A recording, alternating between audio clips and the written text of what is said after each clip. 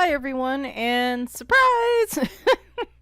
I still felt like talking after last night, weirdly enough, even though it was a 3 hour long live stream. Now, I really want to color out of this. This is 50 prehistoric miniatures from Camellia Angel Cova, a new buy for me this month. And wanted to again use my lovely. I'm actually using this as a starter palette. This is 251. Is that the one it was? Where'd I put it? There it is. That was actually my starter palette for this, the grays and like the oranges and reds. And then I figured I would just build on that as I was saying last night. And so that's kind of what I'm doing there with the color wheel. I looked at the opposite of orange on the color wheel, which is blue. So I picked some blues for the mice just to throw some color in there. I'm going to use some gel pens, but for the most part this is just going to be markers with like a darker outline.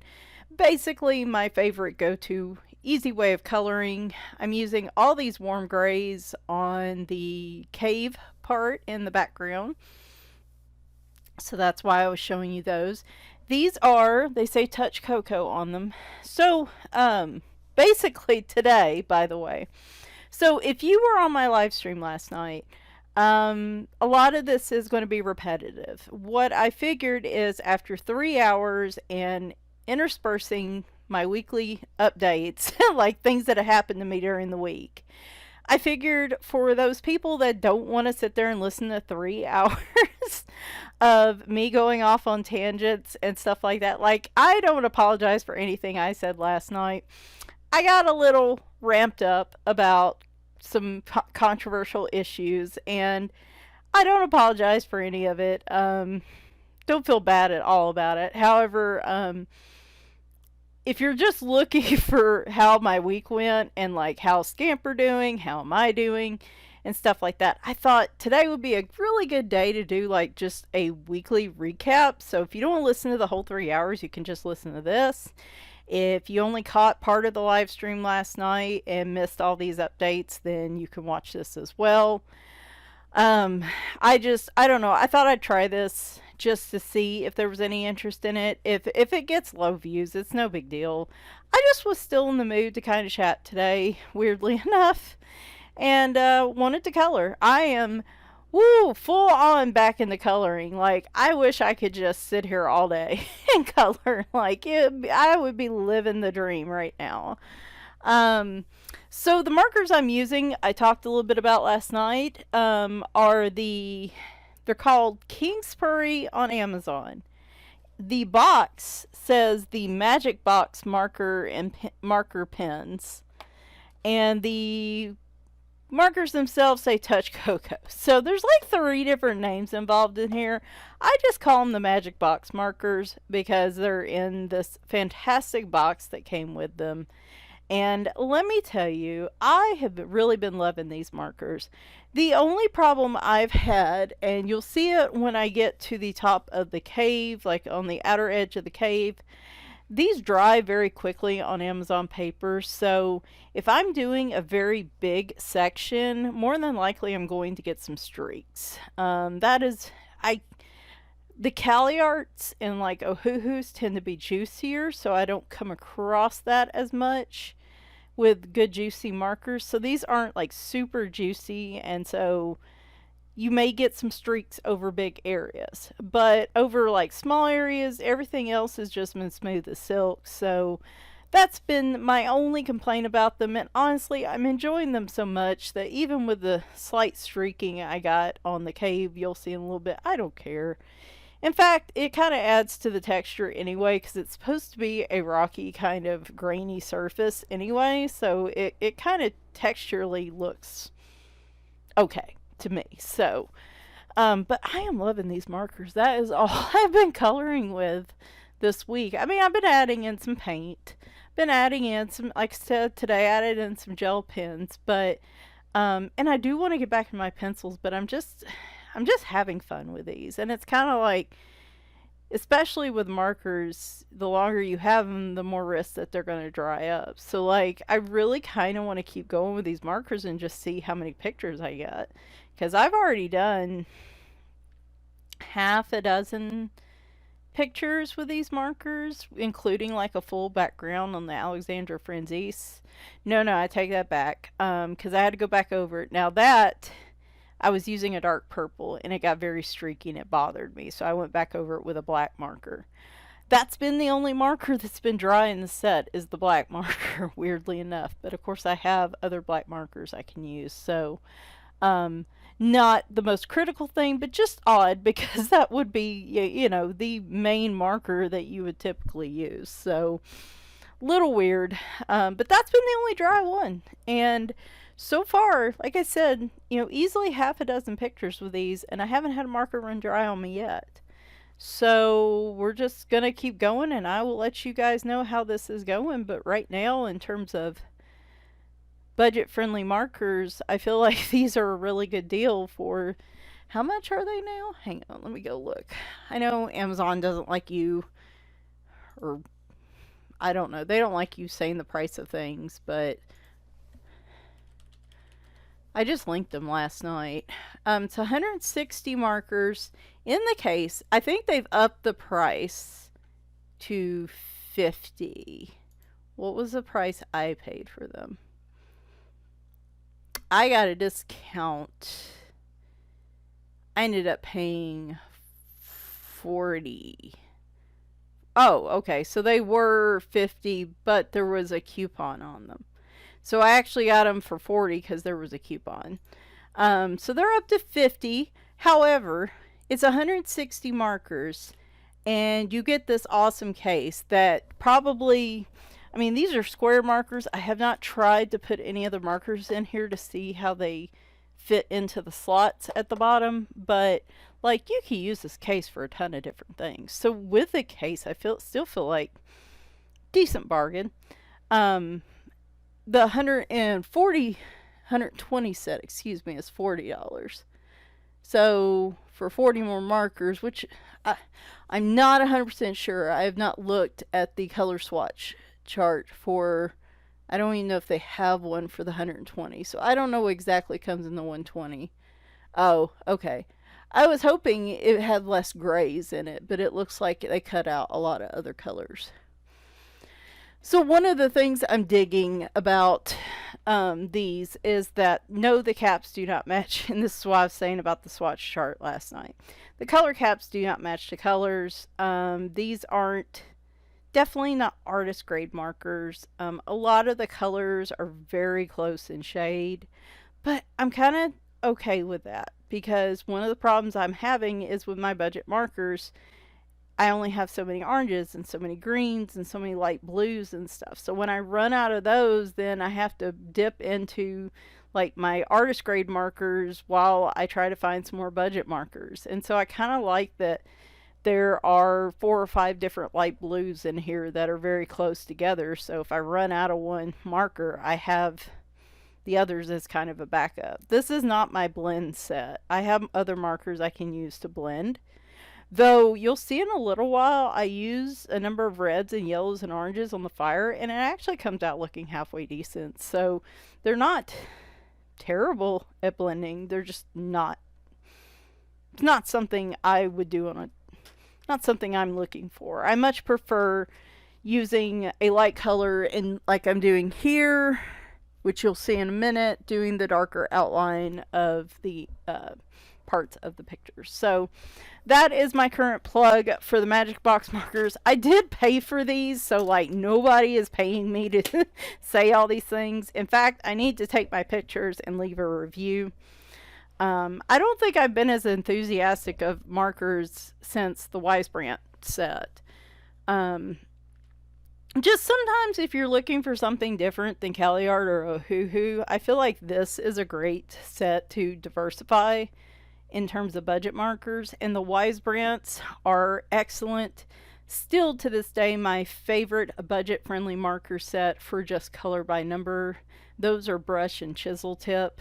And I bought a new set finally close to Christmas, and I just love them. They're gorgeous. Just about the perfect mix of colors. I'll put in the description, I'll put my Weisbrand review I did a while back. I still feel the same about them. Um, and I guess I could do a full review of maybe at the end of the month, just making sure these don't yellow, see how they hold up, and I might just do a full review of the markers next month in a video since I seem to have a lot to say about them. So we'll look for that, but I'll put the Wise Brand review in the description here so you guys can go back and look at those if you hadn't heard me talk about those before either. So just like I said, sometimes the Cali Arts and Ohuhus can be kind of priced high, and so you're looking for something a little different. And for me, the most critical piece is that I don't yellow. And so far, since I started coloring with them about a week and a half ago, I haven't had anything yellow yet, but I am keeping track and will let you guys know with the finished pictures at the end of the month. So at this point, when I do reviews, I typically like to try to wait until I've really used whatever I'm using a lot in multiple pictures, and like in cases of the markers, making sure they don't yellow, how do they streak, how do they, how many came dried up, and stuff like that. So I really like to put them through their paces, and so that's probably why, what is it, the 20th? Yeah, it might be the beginning of March when I'll just do a full review of the markers themselves, and we'll just create a separate video for that. But anyway, just enjoying them, really like, and they are juicy enough that I don't feel like they're super streaky. I do have to be careful, like when I color the page, it's definitely wet, so I have to be careful about hand placement if I'm not coloring like from left top to bottom right, which I never do. I've never been able to train myself to do that, so I always start with the areas like I know this is the color I want, and then as I go along, then I choose my colors for the rest of the picture. So, and we were talking about that last night too, that like half of my pictures end up being somewhat planned. And planning for me is difficult because like the picture I did with Kathy from Spicy Cat Colors, the Christmas picture from Hannah Lynn's Whimsy Girls and Holidays or something like that.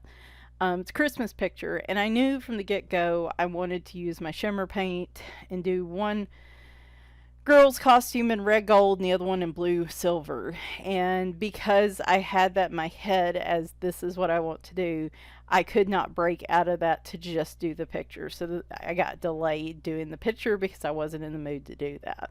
So sometimes having inspiration and a plan like that really blocks me if I'm not in the mood to actually do what I plan. But this picture is pretty much how I approach most pictures. I come in with a few colors, like I know I'm going to color this, part of the picture this, and from that I build the rest of my palette. And because I've been working to do that this week, it feels a lot easier for me to do it like today than it did a week ago. Like I felt really overwhelmed and blocked about it, like I was out of practice doing it. I feel like it's one of those things, the more you do it, the easier it gets because you get practiced at it. And it's been so long since I've colored that it just was overwhelming to do to me, and it got difficult again because I just got out of practice about it. So yeah, as you can see, I'm pulling in the darker warm grays just as an outline. I love the look of this when I do this, so this is my favorite way to add oomph to a picture without coming in with like pencil shading and stuff. This is like my middle ground compromise, I guess. And it, like I said, it always winds up looking really nice when I do this. So anyway, so yeah, we talked about that last night. As far as my week went, so and then I'll gather up anything else at the end that I think's somewhat pertinent. So as you guys know, things have been hard lately. As I said last night, I've been hesitant to do videos where I talk because I've been in such bad mood. I've been so down that it's hard to do a video and be positive, and I don't want to drag other people down with me, and I don't want to be talking about like just bad stuff all the time, right? And so I fear it's like all my life is right now, so it's really hard to get on here and talk about my life because I just feel like such a Debbie Downer, as you would call it, to everybody. Like, there's just not a lot of positive things going on right now for me.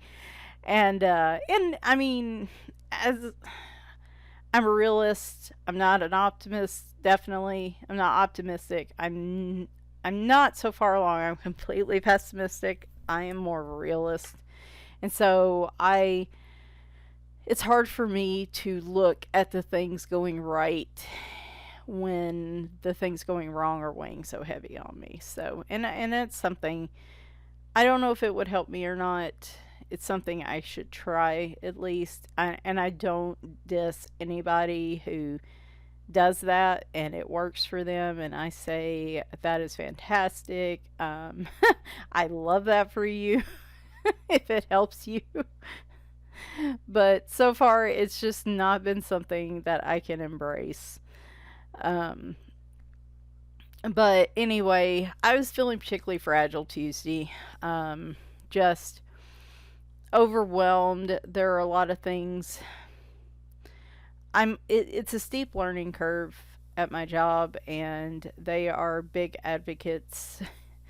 As they said in the interview, they want people who can deal with what they call ambiguity, and I feel like ambiguity carries a lot of weight with this job. There's being ambiguous, and then there's just giving vague information and expecting me to be psychic. And so it's been tough to transition to a work environment like that. I'm not saying it's not doable, I'm just saying it's been a challenge. And Tuesday, I was feeling particularly overwhelmed by that, by the cats being sick, by me not feeling well. And so Tuesday, I had a follow up appointment. Every 6 months, I have to go get med refills on my hydroxyzine and my Ambien, like the generic Ambien, because in Tennessee, Ambien is considered a controlled substance. And so they can only give me 6 months at a time. And again, I went into a rant about that last night. So we'll just skip right over that and just say I have feelings about that, and they're not great feelings. When I went to make the appointment, come to find out that my doctor, who I adore at my local clinic, had left. She didn't renew her contract. This is a constant problem. My doctors, or nurse practitioners, I guess is what they actually are, at this local clinic have been fantastic. They've been the only ones that really listen to me, are willing to try different things, and are willing to refer me to specialists when I need to. Like, they hire some of the best here. The problem is the company that oversees it is not the best to work with, from the feedback I've heard, particularly with my last doctor. And I guess she decided she had enough. She didn't want to renew her contract. And so I was so bummed when I heard that, because I just loved her. And so I thought I would try the doctor that my husband saw last year for his physical. He said he seemed nice, and I figured let's give him a try. His name's John. And so I go on Tuesday for the med refills. And I've mentioned in a previous coloring chat, I saw a new rheumatologist in December, hoping he would take a closer look at some of the new issues that I've developed, some of the new diagnoses I've had. And it's one of those things where I know I have fibro, but I keep feeling like there's something else going on. Just ongoing, it feels like muscle weakness. I was talking last night about there are some days where it seems like I just drop everything in my hands. And it's not that I lose grip in my hands or I feel weak. It's just like I'll just pick things up and I'll accidentally nudge something and they'll go flying. Or it'll be a day that I bump into everything, and then a week later I'll have a bruise and I'm like, where'd that come from? And so weird stuff like that, right? Like scary. It feels like scary kind of neurological type stuff. And so I really wanted the rheumatologist to take another close look at everything. But no, ever since I've had that fibro diagnosis, it seems like every specialist just wants to hang on to that and they don't care about anything else. They want to say it's part of fibro, and it's not. It's not. Um, the gastroparesis I developed, the slowdown of my digestion, is not related to fibro. My tachycardia is not related to fibro. So, but they still just say that's all I have and they don't want to look any further. And so it was a very discouraging, disappointing visit in December. I'd drive all the way to Nashville for this guy. I'd had to wait 6 months to see him. And to say I was mad, I wasn't just discouraged, I was pissed. For days, I was pissed. And so ranted about that last night. But anyway, I went to see John on Tuesday, just like feeling fragile, feeling like easily easily weepable. I don't know why there's a pause here. I can't quite remember. Oh, I was watching other YouTube videos, and I think I was trying to catch up on Anne from Anne's Colorful Life, catching up on her color and chat videos, and so I think I was switching to one of her other videos. And here's where I tried to do kind of a gradual shift of color. I wouldn't call this a blend, but going from the red to the yellow and using like most of those colors on the right. I just wanted to see what it would do. So that's what we're doing here. But I figured med refill. I don't want to get too much into the details because right now I don't feel like anybody's going to help me. And I'm not feeling good and I'm overwhelmed and upset, and so I just want to get through this med refill and get back home. And he had a student teacher. He had a student nurse practitioner in there with him. And she came in first. She's asking me these questions. And she's like, well, in the past few weeks, have you felt depressed, down, whatever? And I had about 5 responses to that probably would have ranged from referring me to behavioral therapy to probably calling somebody. And because I'm a smartass, and I had to I had to run through all those and go, no, no, no. Like, I don't need this extra scrutiny on me right now. So I just simply said no, which is not the case, but I, again, didn't want to go down that route because it was all about med refills, right? And at one point, I feel bad because I feel like I've been very, not rude, but just not willing to talk about things very much with her.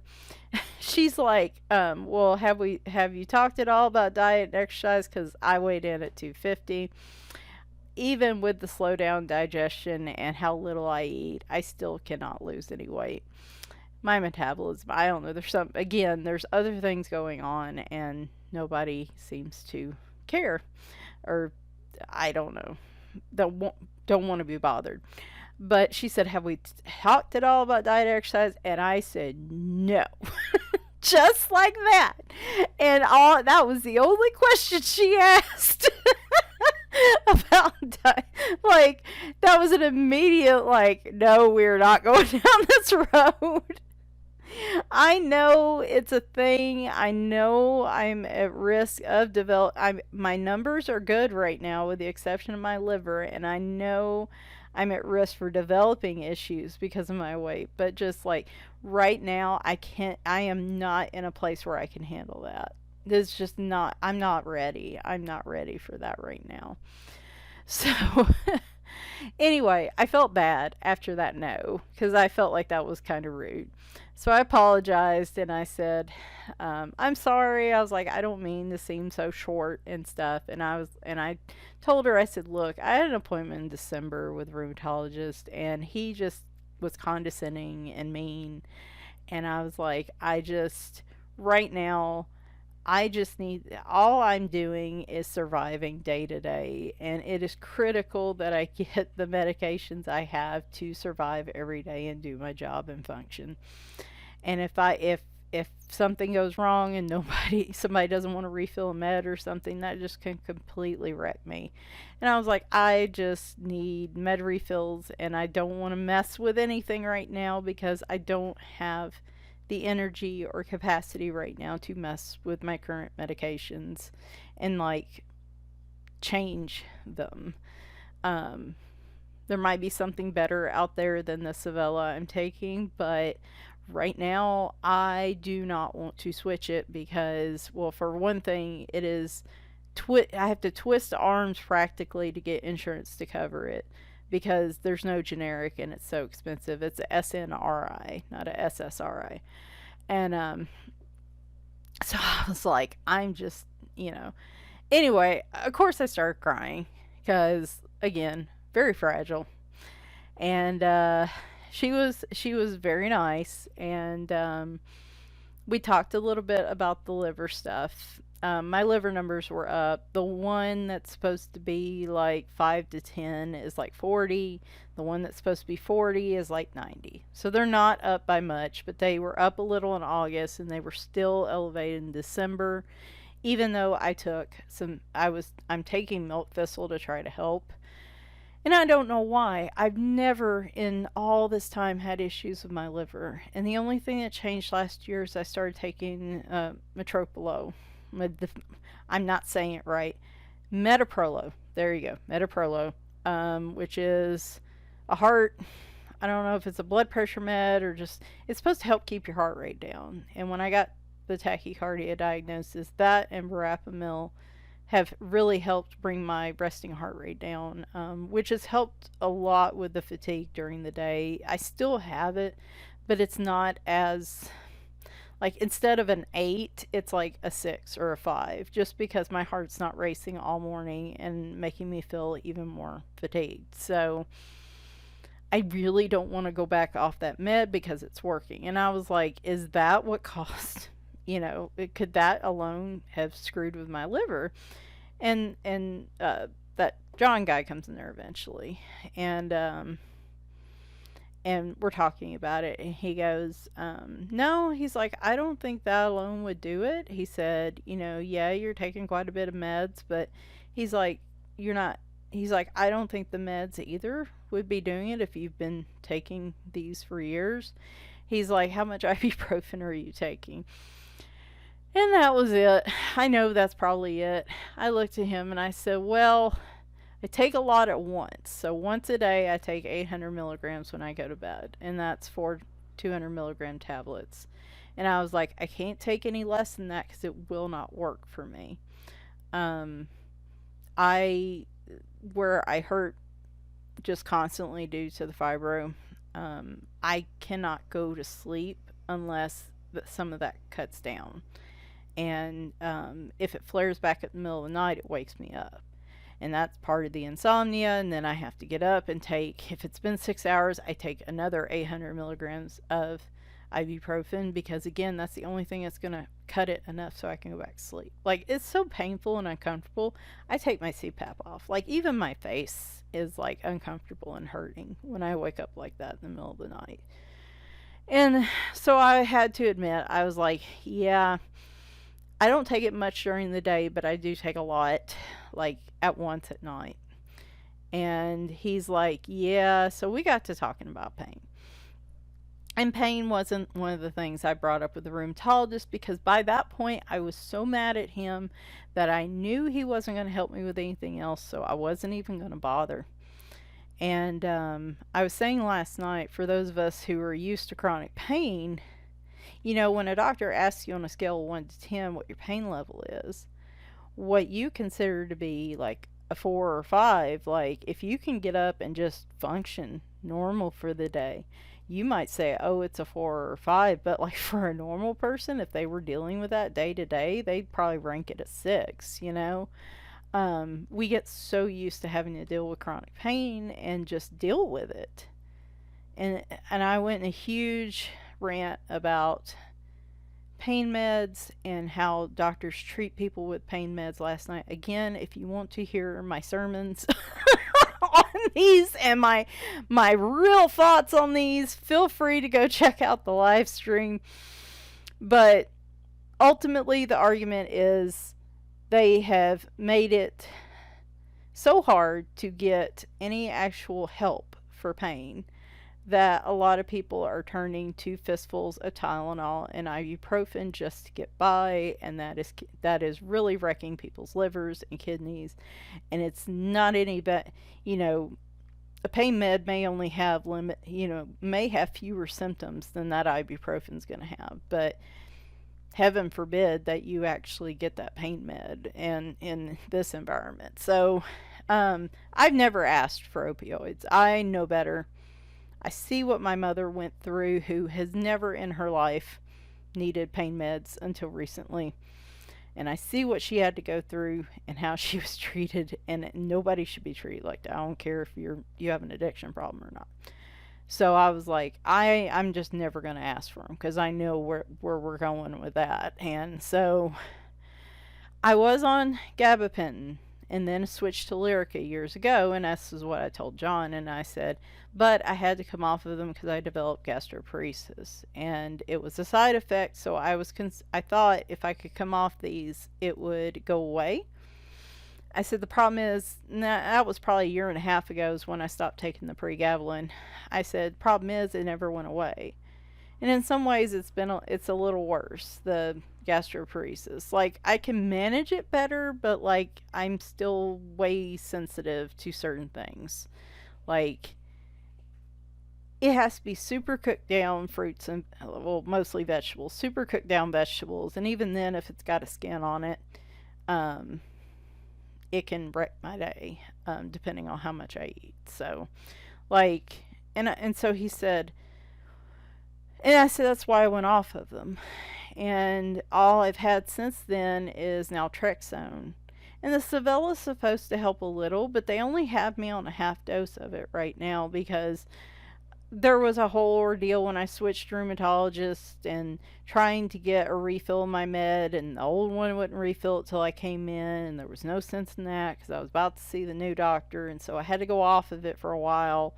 And so I'm not even a full dose of this Bella right now. And so I've been dealing with a lot of pain recently, and I've just been swallowing it and not really acknowledging it just because I feel like there's nothing anybody can do. I figured I can't get back on gabapentin or pregabalin because it's going to make the gastroparesis worse. And I was like, I'm taking naltrexone, a low dose naltrexone, which helps about 20% of it, but not like the gabapentin and stuff had.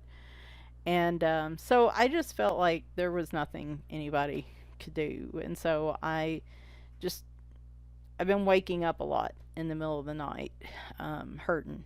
So it's really been affecting my sleep. And I've been taking a lot of ibuprofen. So he's like, okay, well, here's the thing. He said, I don't think the heart med is affecting your liver. And he said the thing is, it's helping with your heart rate so much. He said, and your liver values are not that high. He said, it's not that big a jump. He said, I'm more worried about your heart rate than I am your liver. So if that was what's causing it, let's keep you on that med. He said, I think more than likely that ibuprofen's what's causing your issue. And so I told him what happened with the gabapentin and the gastroparesis and stuff. And he's just like, I'll be honest with you. He said, I think it was a coincidence. He said, especially if it's never gotten any better since you went off of it. He said, I think it was a coincidence that developed while you were taking that med. He said, I don't think they were related. And so he said, I would encourage you, because at this point, you might do more damage to your liver if you continue to take ibuprofen like this. He said, I'm more worried about the ibuprofen usage than I am about the gabapentin making your gastroparesis worse. So he said, what will you think about going back on pregabalin or gabapentin, either one? And at that point I was like, yeah, I would like to try. So I'm back on Lyrica. It's just 25 milligrams right now. I think when I was taking it, it was up to 75 twice a day, and so now it's 25 twice a day, which is fine. And so I started taking that about Thursday, and I noticed last night I didn't wake up like I had been the previous nights. I've still been taking the ibuprofen just to give the pregabalin time, but like last night, I feel like I slept a little better. So fingers crossed. He did say if I notice any signs of the gastroparesis getting worse, he said, you know, stop taking it, let me know. He said, but I'll just be, he said, I really don't think that's what did it. And and that's great. I mean, that's great to hear, and I'm mad because I spent a year and a half in extra pain because of that assumption. But in the back of my head, to be fair, I'm also like, well, nobody knows what caused it, and I would still like to know what caused it.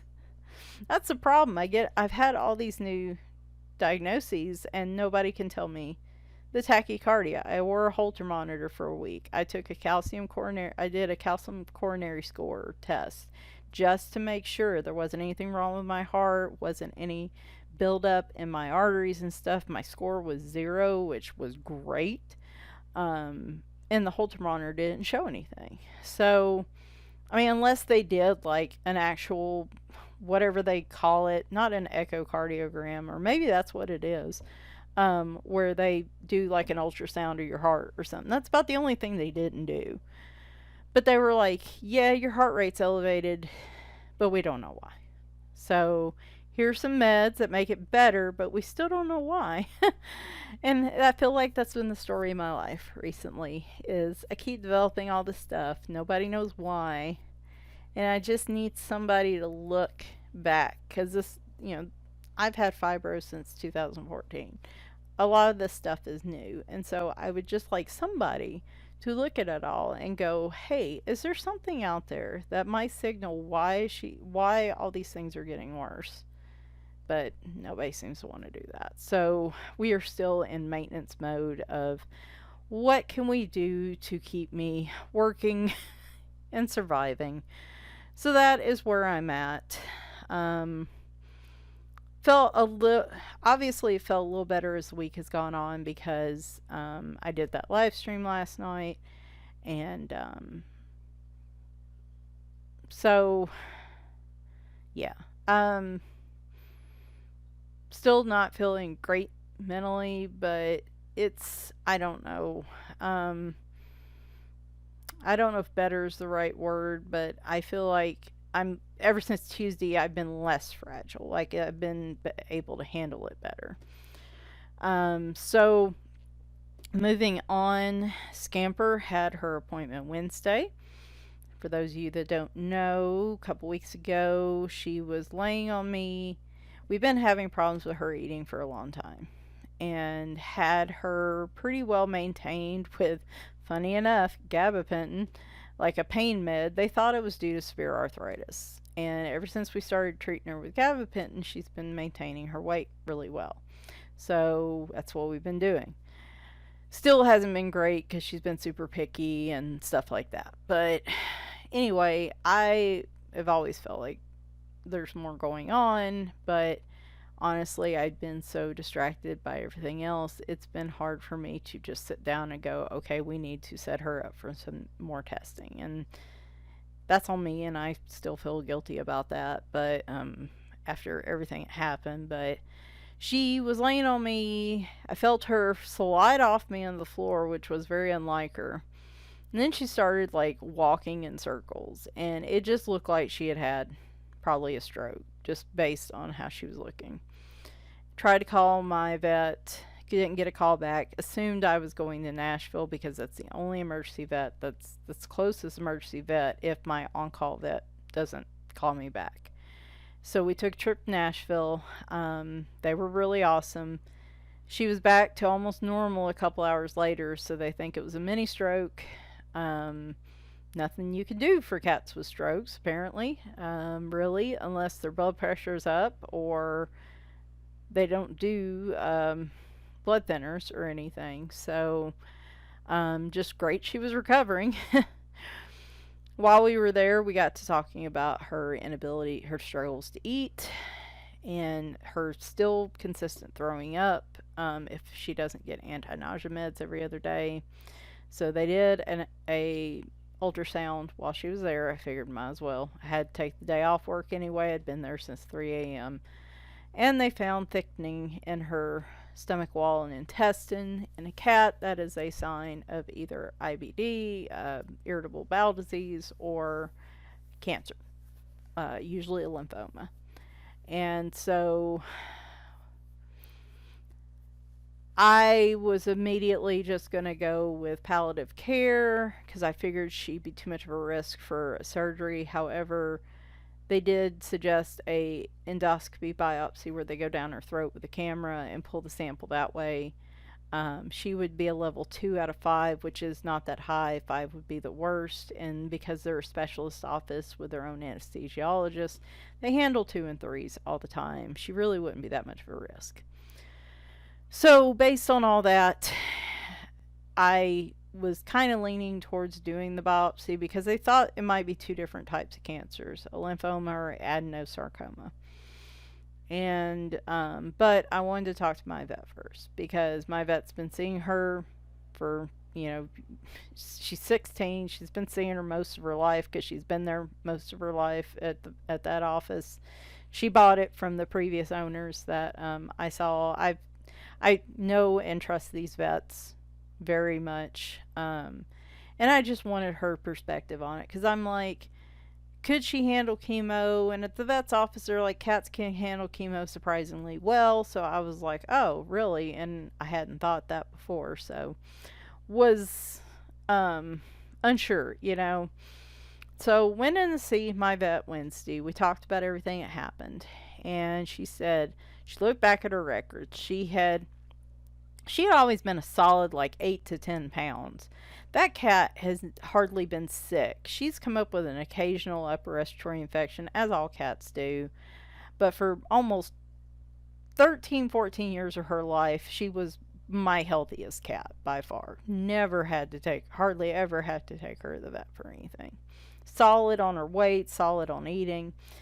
And then she started dropping weight, we figured out, about 2 years ago. And it was very minor.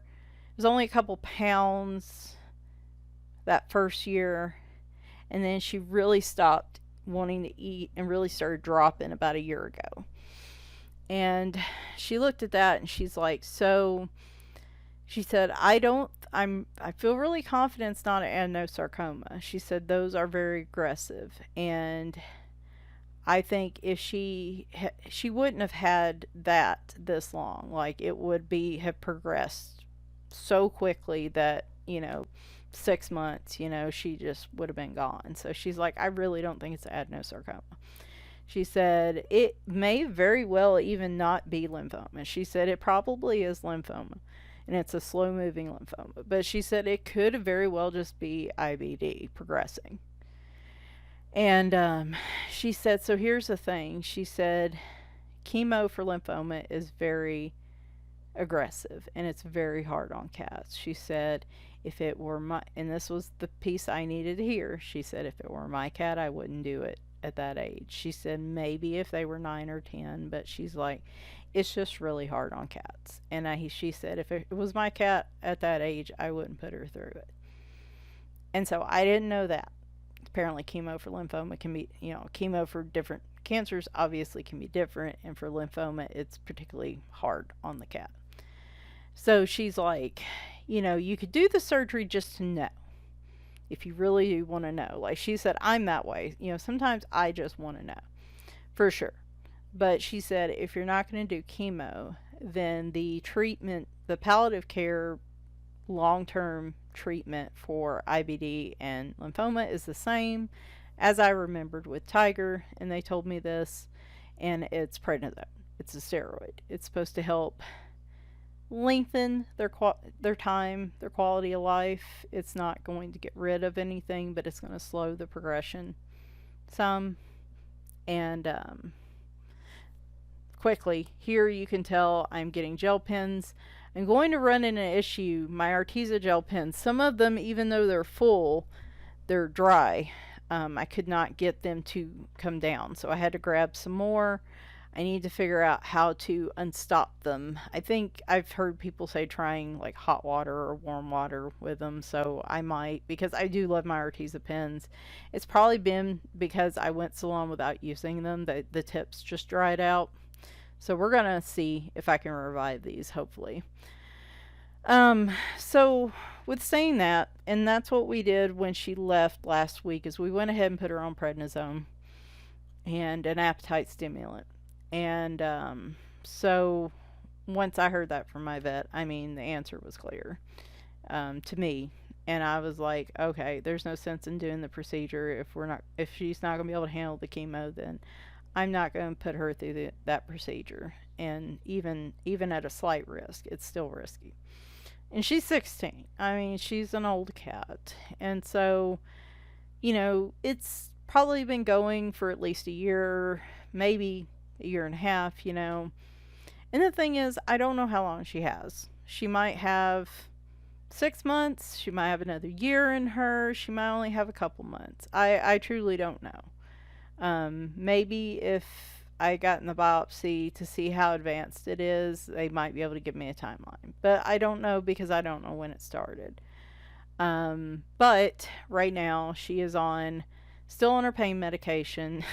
Poor girl gets a lot of meds. She's on pain medication, the gabapentin, twice a day. She's on the appetite stimulant. She's on the prednisone, which she has renal insufficiency, could cause some issues with her kidneys, but the vet's less concerned because it's a pretty low dose of prednisone. And I mean, at this point, it's all about palliative care and giving her the longest quality of life left, and she thinks this is more beneficial than not giving it to her because we're worrying about her kidneys. So, and she's also having to do lactulose, which is like a Miralax for cats. I think with the prednisone, like, there was so much of an influx of eating, and like she just was struggling between that, and I think like the intestinal issues, she was having trouble in the litter box. So the lactulose kind of helps move things along, if you get my drift.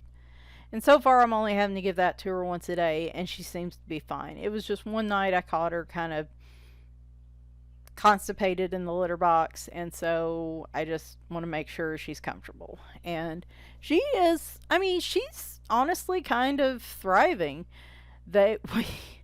She went to weigh her. She's gained a pound since January. Like, she was shocked, and I was too.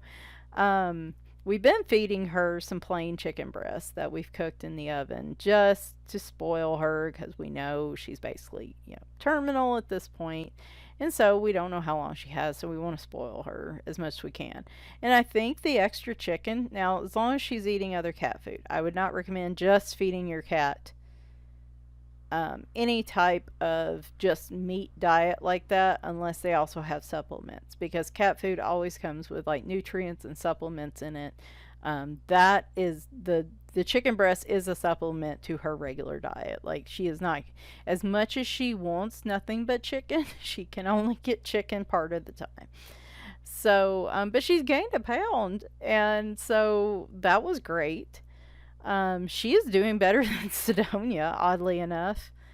And so, yeah, that is what's happening with Scamper. So we're just gonna enjoy the time we have with her. She's perky, she's lovey, she's laying on me every night, which she used to not like me much. She much preferred my ex when he was here and his son. She much preferred men.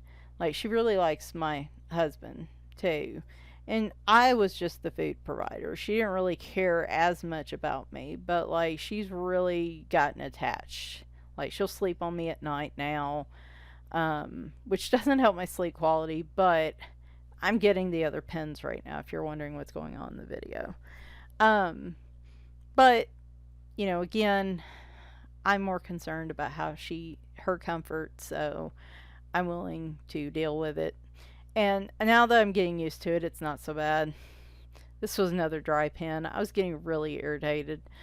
Um, Sidonia, we still don't know what's going on with her. She has pretty much stopped eating wet food almost entirely. I even syringe fed her a couple nights because it was almost like I have a camera on the dry food bowl. And the days where she didn't seem like she was even going to the dry food bowl very much, I would syringe feed her like just one syringe full of KD with some water mixed in. And it was almost like it would jumpstart her. Like all of a sudden she would eat normally for a couple days, and then she'd start to slack a little, and then we'd do another syringe feed.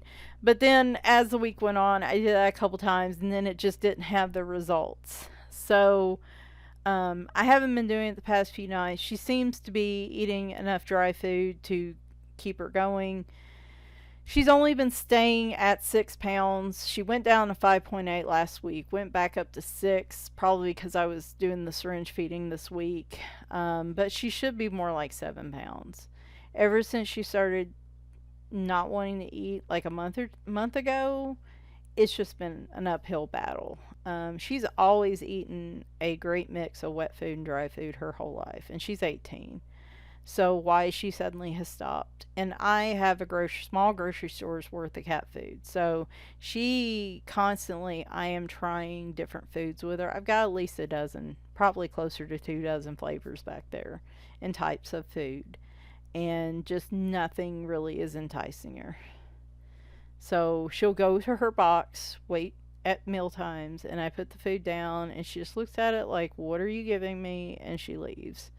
And it's so frustrating. It's so stressful because I just don't know what to do. Like, I want to know what's wrong with her. And she's had some issues in the litter box with, like, too much information, but, like, stuff not being as solid as it should be and stuff. So I'm sure this is related to her stomach. She also has been getting her cough back. There was one night where her cough was real bad. I even gave her a little bit of a steroid inhaler to see if it would help. It When I give it to her, instead now Reepicheep has it, and normally when I give it to him when he gets in his little croupy kind of almost like asthma attacks, it helps him immediately. But with her, like, she gets dramatic again for like another hour or two before it gradually goes away. So I don't know if it's helping or not. The vet had suggested trying it. And okay, so here I decided to use the pens to outline the mice. I like doing this. You can't really see it like head on like this, but when you move the page a little bit back and forth, like, it really makes things shiny and pretty. So I like the effect, so that's what I'm doing here, if you're wondering. And, but anyway, she's being dropped off tomorrow for a follow up. Couple things, like, she has low thyroid numbers, so she gets a thyroid med, and it's a transdermal. But, like, I noticed this week when I would give it to her twice a day, every day, she really just didn't seem on board with eating any wet food at all. Even seemed kind of iffy on the dry food. But when I dropped it down to once a day, she just slightly better. So I'm almost wondering, I mean, surely she wouldn't be having an allergic reaction because they use like binders when they create those creams for the ear, the transdermal creams. It's not just the thyroid med, but it's other stuff mixed with it. Like, I almost wonder if she's having like a reaction to something in there. So we could try switching her to a pill. The vet last week when I mentioned her because she also sees her and knows her history, said maybe we should try to do an ultrasound on her, and I said that's probably not a bad idea, so I'm hoping they'll do that tomorrow just to see. Now, the only things we've found with her, she's also on gabapentin because she has arthritis. Like, really all the cats other than Leroy should be on gabapentin because they probably all have arthritis because they're all like 16 to 18. And right now, Scamper and Bagheera get a monthly pain shot. The monthly pain shot is all Bagheera needs. Scamper's still getting the gabapentin. Sidonia is now getting the gabapentin and possibly the monthly shot. And even starting to give that to her, like, she's more active. Like, she seems more present since we've been giving it to her. Like, you can tell she's not, her arthritis isn't as bad, but it's not helping her with her appetite like it does Scamper. So, when they did her blood work, they found that her pancreas numbers were kind of elevated. She's had some issues with that in the past when they've done senior wellness. So it could just be like she's having chronic pancreatitis, but like she gets the anti nausea med every night. Between that and the pain meds, that should be counteracting any sort of pain or nausea she's having. So we're just not really sure why she's not wanting to eat very much, and then why she's only wanting to eat dry food. Like, she's really a mystery right now. And I haven't syringe fed her since Thursday because she really doesn't like it. I don't like it. It's stressful for both of us. And I also wanted her to go in Monday, even if she drops a few ounces, with like her legit weight. Like, this is how she is not eating on her own. This is what she weighs. So I don't know yet what she weighs. When I weighed her Thursday, she was 6 pounds. So, um, I don't know. I don't know what her problems are. I don't know. I'm hoping whatever we find is solvable. I'm really hoping we don't have another Scamper situation here. But I honestly don't know. And maybe the ultrasound will give us some answers tomorrow. She is. If I could spoil her, I would. I've tried giving her chicken. I've tried. I've tried giving her chicken. I bought some new treats today. Scamper cannot have Temptations because she barfs them everywhere. So I have to give her other types of cat treats. And I bought some just to give her something else to indulge in. And I offered some. I always offer everything I can to Sid. And like, she ate a couple, but then she just went and ate some dry food and was like, I don't want any of this. So, I don't know. I wish they'd look closer at her mouth and her throat too, because with the coughing and stuff, I almost feel like maybe there's something going on where it's a discomfort for her to eat. Though, if it was, why is she eating dry food instead of wet food? Again, that I don't know what the answer is. So, um, anyway, I don't know if this is something with her stomach. I don't know if it's something with her throat and her coughing. I don't know if this is something in her brain that she's just. Because we had an issue with Oreo. The reason Oreo passed away was not because of his advanced kidney disease, but because he had a suspected tumor in his brain. And for a couple of years, he was taking anti-seizure meds because he would do this weird kind of blink half seizure thing. And I think I'm just sitting here showing y'all the finished picture now. But he got to the point he forgot how to drink. He would put his face up to the water, and bless his heart, he just could not figure out how to drink. And he couldn't sleep either. Like, whatever it had encroached into, it had shut down some basic functions for him. And so it was the time to let him go so he didn't suffer anymore. So it's like, we've dealt with that before, and it always terrifies me that I'm going to have another cat that suddenly just forgets how to eat. Like, I'm worried that's her problem, is she's forgetting how to eat. And obviously that's not something that is conducive to long-term life here. So I don't know, guys. Hopefully tomorrow I'll get some answers on her. Here, I decided to go ahead and do an outline in black because this would be a nighttime scene anyway. And one of the things I enjoyed doing in the Camellia Angel Cova pages, instead of coloring the whole page, is outlining the picture. And usually, like, I'll do a black or a yellow or a blue. But I've also done other colors for fun as well. But I figured a simple black would be great for this picture. So that's where we're at. I also had a big announcement at work about um, basically a return to office thing. I was hired as a remote worker, and so I don't know what this means for me. And really caused some highly stressful moments for me this weekend.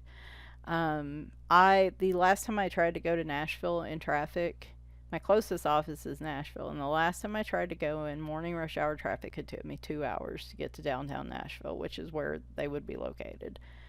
And so going in every day is not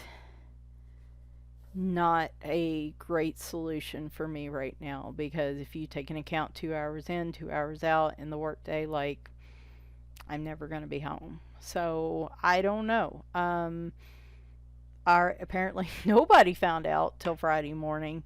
So we have our group, the group I work in has like a get together meeting every morning, every Monday, for like a sprint for the week, where we talk about what all's coming up for the week. And I'm sure she will be bringing this up during the meeting. I technically work for the company, but like a subset of the company. And so sometimes there are exceptions in different policies. Like, there were layoffs at my company, but like not the subset company I'm a part of. So I don't know how this will apply to me. I don't know how this will apply to my team. My team is stretched. Okay, so here's a finished picture. It looks great. I'm really pleased with how it came out. And but my team, I have no one in Nashville that's on my team. They're all spread out. Most of them are on the West Coast. I have one in Boston, one in DC, one in Texas. All my stakeholders that I actually do emails for are spread out across the country, or they're in Australia, which is why my work days like from like 10 to 6, because I have to be online for the people that log on at the end of my day. So I don't know how this is going to work. It's really not conducive for me to go in the office if I'm going to be in meetings all day and then in a room full of people, right? Not to mention, I'm still very COVID conscious. I would have to be masking all day, every day, because I can't afford to get sick anymore. No additional illnesses are needed in my life right now, and any subsequent complications. So I'm just stressed about it, trying not to stress about it, because I'm not going to be able to really know for sure till maybe tomorrow anyway. And they may not even know for sure tomorrow how it impacts us. So anyway, that is my week recap. I just figured it might be fun to do a video just covering those topics. That way you don't have to listen to everything in that 3 hours. Now, some of y'all like the real long videos, like you put it on while you're doing housework or something. And I do get pretty ranty in it. I talk about a lot of things that are controversial, and again, I don't apologize for that, but there may be stuff that you just don't particularly want to listen to me go on rants about, so this will give you kind of a rant-free version of my week. Oh, I bought a new Fitbit. My other one's having trouble charging, and my husband is a little worried about his heart rate when he's doing a lot of exercise and exercise routines, and he's worried about his heart rate a little bit. So I wanted to give him that so he could track his heart rate like my old Fitbit. Plus, it's not charging that well, and he'll only use it during exercise.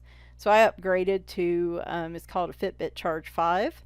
It's a little fancier, not a full-on. I thought briefly about a Google Pixel watch, but mostly I want to track my sleep and like my steps and stuff, and so I need to get that installed and get that set up. What was I gonna say? I think that's about it for the week. But yeah, just wanted to do this for those of y'all that are just mostly interested in knowing how Scamper's doing, how I'm doing, and don't want all the extras that are me getting distracted, going on tangents. That was me all last night. It was hard to focus on one thing, so I'm all over the place. Some of y'all like that, some of y'all would prefer that this way. So let me know. I don't know if I'll do this every time I do a live stream, but figured I would do it today, this week. So I am getting more books, more books coming in on Tuesday, and the plan, barring any issues, any just if I can't get it, the plan is to cover them Tuesday. If I can't do them Tuesday, I will do them Wednesday. But just to tell you guys, I'm getting the new R.J. Hampson book that's out. It's A Frog's Tale, a Mr. Fogarty coloring book. Cute Spring from Morgana Sky and Coloring Book Cafe. A book from Coco Wyo called The Magic Garden, which I have not been seeing very much, but I thought looked super cute. And a new artist, new to me artist called Eric Barrett. It's called Magical World, and I thought I would give that one a try as well. Like I said, I've been kind of digging a little bit into some new artists recently, just as there are plenty of options in the artists that I know and love, but I'm also, anytime, I don't know, just trying to look at some new ones as well. It feels good to be coloring again. It feels good to be coloring in my new books, so I don't feel quite so guilty about buying all these new books. Of course, all my other ones are being ignored. It's like that meme with the guy and the two girls, right? Like, the old coloring books is the one that he's ignoring, and he's looking at new coloring books. Like that one walking by, like that's the meme I have in my head right now. That's totally what's happening. But I will get to my old books. I will hopefully get into some other things other than markers soon. I have some new shimmer paints coming in from Ranger Ink. They just released a new set of 4. And I'm going to do a color supply haul next weekend. That's going to include the markers, the first 4 set of shimmer paints I bought at Christmas, some new Dreamland watercolors, and then this other set of 4 that's hopefully coming in this week. There won't be a lot of supplies. I'm going to show my books, but I think I'm going to show them in a different way, like as part of my overall collection, like what I've obtained since October. I still need to do one more set of color by number books to complete my collection, but I've got like 2 or 3 more videos to actually complete the collection. So, but we'll do the supply video maybe next Friday. And I don't know, if a lot happens during the week, I might do another coloring chat. It's just this is my life right now. It's just absolute, feels chaos. I was saying last night that my husband was asking when I would be a year at my job, and I said September, and he's like, "You're kidding, right? Like, it feels like you've been there for 7 or 8 months." And I will be there 6 months on March the 12th.